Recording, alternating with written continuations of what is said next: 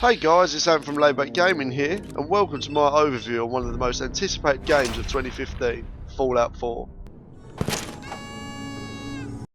As a survivor of Vault 111, you enter a post-apocalyptic Earth in ruins from nuclear war. Your customised character sets off into the wasteland searching for resources, while finding weapons and equipment to help you battle the beasts. Looks like Bethesda wanted to be as popular as another game from this year. Where have I seen this guy before? I'd frame that. Seriously though, we might have been waiting 7 years for Fallout 4, but it was definitely worth the wait. The new character customization is pretty damn good, with the option of male or female, changing face types, skin colours and even customized specific features. No doubt we'll be seeing a few funny creations online. Seriously, Lana, call Kenny Loggins because you're in the danger zone.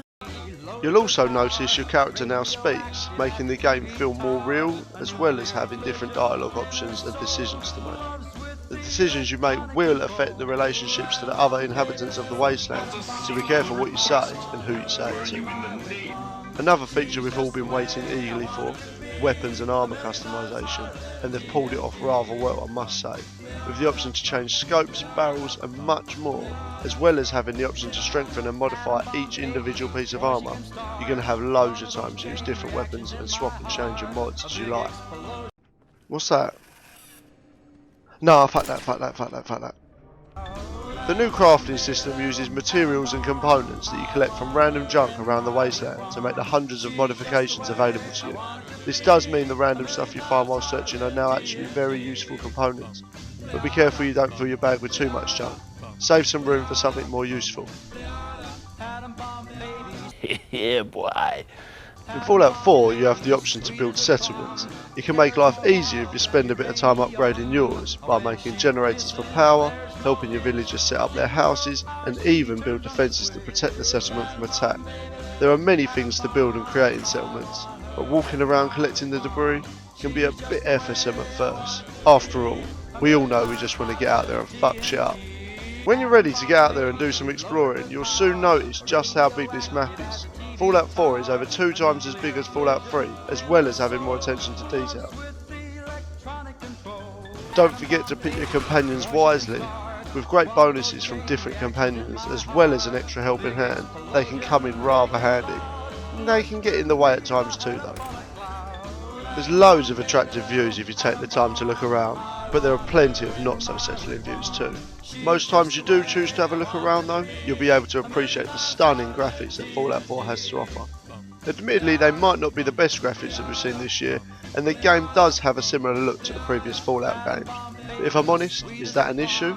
No! Personally speaking, Fallout 3 was and still is a great game, and I think it would be a shame to see a drastic difference between the two. The fact that it feels and looks a bit like Fallout 3 is a good thing, and I'm glad Bethesda stuck to their roots to keep the franchise the way it is and not making it wildly different. Something that has changed quite significantly in Fallout 4 is the new perk system. Skill points and traits have been removed to make room for this, meaning more time is now required in order to pick what you think is the best option for you. It might be leveling an already purchased perk to make it more powerful, or it might mean starting a new perk altogether. Only you can decide what's best, but think carefully because the choices can be quite drastic at times. The new VATS doesn't stop time anymore either, it slows it, giving you less time to react and more pressure to make the right decisions in the time you have.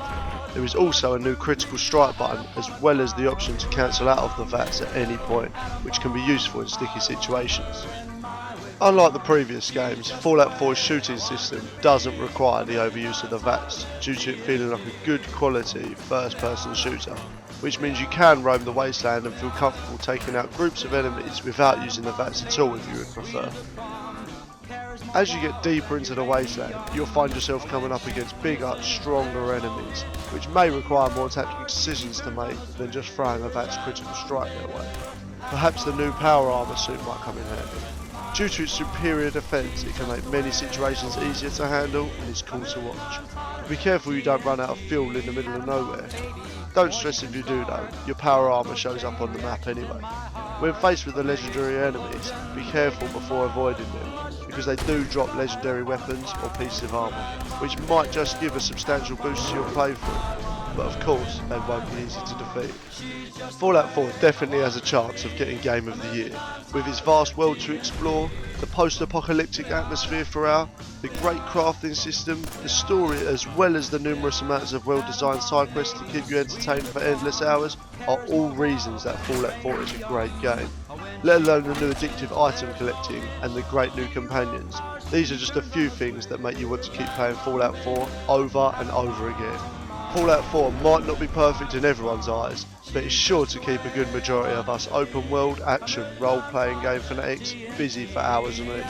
Especially with it not having a maximum level and the game not ending after you finish the main storyline. I mean, isn't that what we're all looking for? Yeah, baby! With that said guys, let us know what you think, leave a comment down below and tell us your thoughts. Check out our channels, I'm LaidBack Ant and I'll see you next time.